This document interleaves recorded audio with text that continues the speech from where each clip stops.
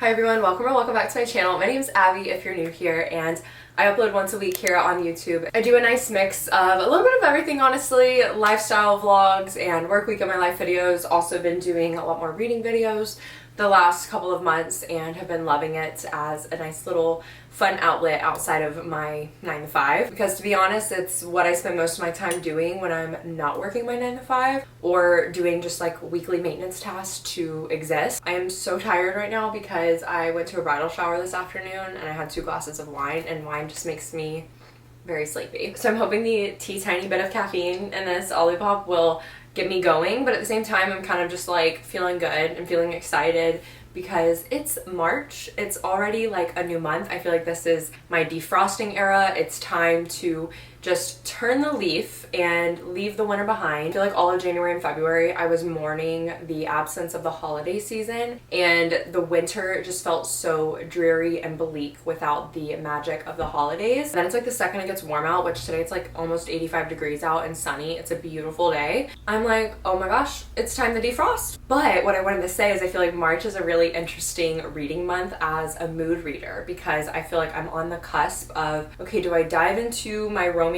or do I cling onto the fantasies and historical fiction that I typically tend to gravitate towards in the winter? And if you've been watching my vlogs, you all know I made a TBR jar at the beginning of this year to help me kind of branch out outside of what I typically read and just really help me to choose some different things outside of mood reading. Even though mood reading, I think there's nothing wrong with it and it's great, because ultimately it's how I get so much reading done, is because I just lean into what I feel like at the moment. It's also great because it helps me clear off my TBR and things that I otherwise probably wouldn't really pick up or just perpetually put off. So today we're going to be talking about what we're reading in March. I'm going to pick 5 books, I believe. It feels criminal to put so many books on my TBR knowing I'm not going to finish that many. But honestly, I've been finishing around 4 to 5 a month so far this year. I think that's largely because of having audiobooks to work with. As you all know though, I am in a book club, so that always occupies a spot on my TBR for March. I like to utilize what's going to be available to me on Libby as well to take advantage of those holds. And then we're going to draw 2 prompts for my TBR jar. So that's kind of my plan, and I will also share what I'm currently reading so that you all know what I'll be finishing up in March anyways. It's March 1st when I'm filming this, and I just found out yesterday what our book club book was going to be, so I kind of was waiting to know what that was going to be before I filmed this video so that I would know. But if you're new here, be sure to subscribe and turn on post notifications so you don't miss any uploads, and follow me on my social media link down below. Without further ado, let's just get started with what we're going to be reading in March. Okay, so starting off with what I'm continuing to read from February carrying over into March. For audiobooks, I'm currently still listening to In the Dream House by Carmen Maria Machado, and I have about 1 hour and 34 minutes left in it, which it's really probably about 45 minutes because I listened to it sped up. So I'm almost done with that and will likely finish it soon. I had to take a little bit of a hiatus from listening to it when I was trying to finish up Nothing Like the Movies last month before it ran out on my Libby. And also it's a very, very heavy memoir, and I wasn't expecting it to be as just like heavy as it is, I guess. And it was a TBR prompt pick from last month, so I am almost done with it and we'll definitely finish that in February. For physical books, I am still reading the tandem read from Throne of Glass, Empire of Storms, and Tower of Dawn. I picked that back up for the first time last night in a little over a week because I was having to like binge read my book club pick from this month and had to put the tandem read down for a little bit, unfortunately, but I'm about 67% done with the tandem read, so fingers crossed that I actually finish it this month. I have about 10 and a half hours left in reading it, so I can definitely do it, but I just need to commit to reading those before I really pick up anything else, or it's just probably gonna be something I carry on for forever. But I definitely want to finish the tandem read. I can't believe I'm almost done. I thought it was something that was going to take me honestly a lot longer than this has been taking me. I think I started it in early January, or no, mid-December maybe. So that's what I'm currently reading that I'll be carrying into March. And now let's see what the TBR jar has in store for us for March. All right, drawing prompt number 1. A book published this year. First thing that comes to mind for me that was published on February 4th of this year is Deep End by Asselin. This is a smutty college romance about a competitive swimmer and diver. It seems like our female protagonist is a girl boss who's very focused on her career academically and her athletic career, and has absolutely no time for relationships. But then there's a swim captain named Lucas who is also super disciplined, but they have nothing in common with each other. And I think some sort of secret slips out between them and it kind of changes everything going forward for them, their dynamic together and probably individually in their lives, I imagine. And they're getting ready for the Olympics and they thought they were just gonna have like this fling, and I guess it just turns into something more serious, as flings often do. That's the first book that comes to mind for me. I love Ali Hazelwood. I've only read Love Theoretically by her, and Love Theoretically was an amazing book. One of my favorite books that I read 2 years ago. It was so amazing. I haven't read any of her other books, oddly enough, which is weird because I did really thoroughly enjoy Love Theoretically, so I need to read her other books. But kind of with a similar plot, another book I think of is The Favorites. I have heard so many good things about The Favorites. I feel like I've been seeing it all over social media, on TikTok and Instagram, and my friend here on YouTube, Lottie Smalley, she recently read it last month, I believe, and absolutely loved it, so I'm really intrigued by it. I almost bought the hard copy last weekend when I went in Barnes & Noble, but I didn't. The opening line of the synopsis says, "To the world, they were a scandal. To each other, an obsession." Oh my god, I love that. That kind of stuff is my favorite, that like forbidden romance, secret romance kind of thing. But it's pretty similar from what I can tell from like an outsider view of somebody who hasn't read either books. But it takes place in the realm of elite figure skating, and one of the main characters has always known she was like born to do this and born to be an Olympic figure skater. And then she meets a guy who is coming from the foster care system, and they form this dynamic duo on the ice. But then their relationship has a sudden end because of something that happens at the Olympics. Then as the 10-year anniversary of their last skate together approaches, an unauthorized documentary comes out claiming to kind of have like the real behind the scenes of what happened with them. And then the public becomes obsessed with them all over again. But after all of this time, our main character, she just doesn't want anything to do with this story. So after being silent for a decade over everything that happened, our main character finally comes out and tells her side of the story. It's inspired by Wuthering Heights, which I haven't read, and it's so funny because every time I hear something about Wuthering Heights, I just think about Twilight. Does anybody else think about Twilight when they think of or hear of Wuthering Heights? Because that's always what my mind goes to first. I'm so intrigued by these books. I feel like they would have been so fun to read last year before the Olympics, and I'm so intrigued by them because I loved Carrie Soto's Back by Taylor Jenkins Reid so much. It's one of my all-time favorite books, and I think something about the way authors write like elite athletes in books, it's just like so addicting to read about. And I think because it's just something that is real life but not real life for me. It's not like a fantasy to where I'm like, oh, this literally just doesn't happen in real life,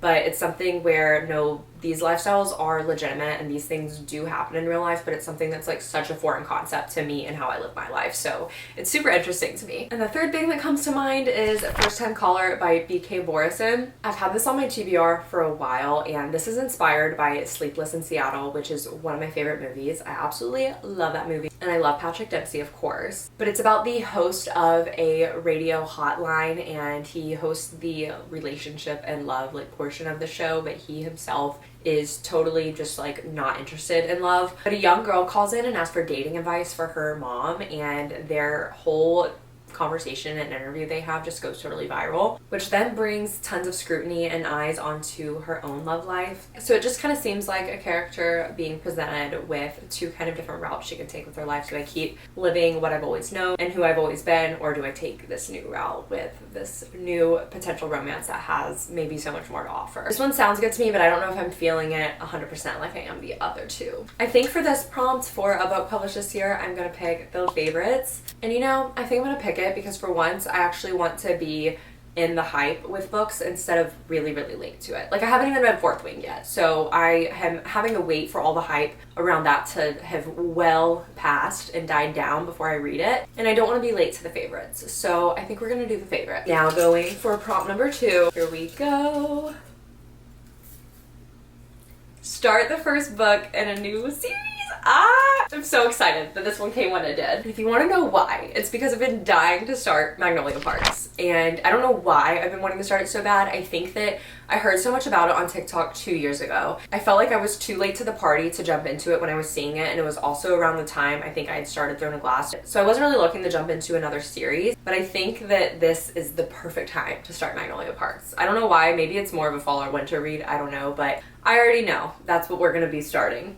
That one was easy. Magnolia Parks is by Jessa Hastings. I've heard it described as being similar to Gossip Girl, but in London, so it's like amongst the elite. A British bad boy and a London socialite who everyone just thinks are meant to be together. And they have a super toxic relationship, and I think it's good that I'm going into the series knowing that instead of going into the series completely blind. I think it would be frustrating if I went into it and it was super toxic and I just didn't know. So I think going into it expecting that, it's not going to piss me off as much. But I'm really hoping I love the series, and I really wanted to get physical copies of the series. I don't know why. I think it's because I feel like I'm really going to love it, but I'm just going to wait to see if I really love it, because honestly, I want to get the cloth bound books that have the gold etching in them that are hardcovers for the Magnolia Park series. It's like a special edition. Honestly, I don't know how much they are. If they're a ton of money, I don't really want to get them, but if they're like a little bit more than a normal book, I will definitely highly consider it, or try to find them on Facebook Marketplace or something, because I love the way they look. So that's our March TBR coming from the TBR jar. Book club this month, we are reading The Grace Year by Kim Liggett. This one has really great reviews, and it's dystopian and I think has some magical realism in it. But basically these women in this county have a grace year, which is basically their 16th year, where in their 16th year they are believed to have the power to lure grown men, make other women envious and mad, and overall just have a potent essence of youth, from what the synopsis says. So during this 16th year, they are banished so that they can release all of this magic into the wild and then come back being pure and ready for marriage. But this follows one of the 16-year-olds who goes on her grace year, and not all of the women make it back from the grace year alive, and she just dreams of a better reality where she's not being pitted against other women. The synopsis says the grace year examines the complex and sometimes twisted relationships between girls, the women they eventually become, and the difficult decisions they make in between. And I think it sounds really good, and it's definitely like a unique pick for book club because I haven't even heard of this book, I don't think. And I'm really excited to read something that's a little bit more sci-fi dystopian, because I haven't read something in that genre in so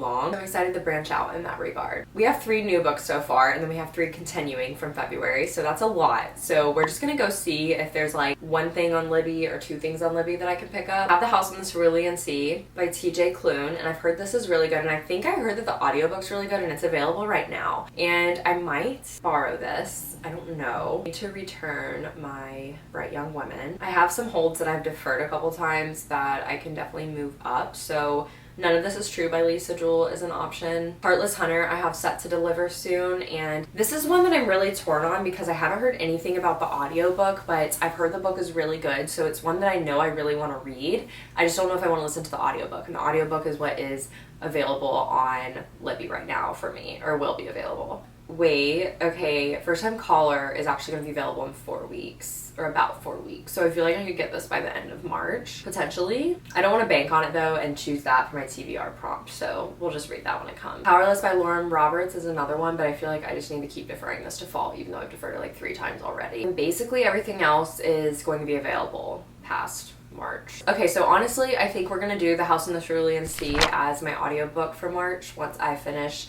In the Dream House, because I don't have anything picked yet, and I do think I remember hearing that the audiobook's really good, so we'll keep that on my list. Okay, now we can wrap up what we are going to be reading in March. We're going to be finishing up the Throne of Glass tandem read, which is Tower of Dawn and Empire of Storms by Sarah J. Maas, and we're going to be finishing up In the Dream House by Carmen Maria Machado on audiobook. And then for starting new books, the first prompt from the TBR jar, we have a book published this year, and I chose The Favorites by Lane Fargo. And then for the next prompt, starting the first book and a new series, we have Magnolia Parks by Jessa Hastings. I'm so excited. For book club, we have The Grace Year by Kim Liggett. And for my Libby hold and audiobook listen for the month, we're going to be listening to The House in the Cerulean Sea by TJ Klune. I think I'm saying Cerulean right. I hope. I feel like it's going to be a great reading month. I'm excited. I haven't gotten to read a ton the last 2 weeks because things have just been super busy. So I'm really excited to jump into these reads and just see how they go, because I feel like we're reading a very diverse mix of genres. We've got some romance, we've got some sci-fi dystopian, we've got some fantasy, we've got it all. Made it to the end. Let me know what you're looking forward to reading most this month, and leave a little 3-leaf clover. I don't know if there's a 4-leaf clover emoji. Whichever one there is, 3 or 4 leaf, leave it down below if you made it to the end so I can know who made it to the end. And thank you so much for watching. Be sure to subscribe if you're not already, and turn on post notifications so you don't miss an upload like I said, and follow me on my social media link down below, and I will see you all in my next video. Bye.